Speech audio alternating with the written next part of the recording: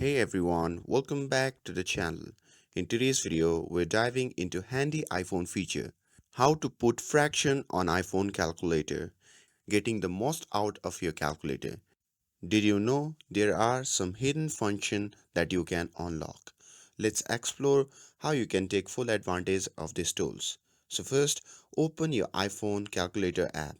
And here is the trick. Simply rotate your phone sideways and this switches to the calculator to scientific mode, revealing advanced functions that aren't available in portrait mode. And here, one of the most useful hidden feature is working with fraction. To find the fraction button, look to the far right and it's symbolized by 1 with the x beneath it. And this allows you to seamlessly input fraction. For example, enter 8 and tap the fraction button and the calculator will convert it.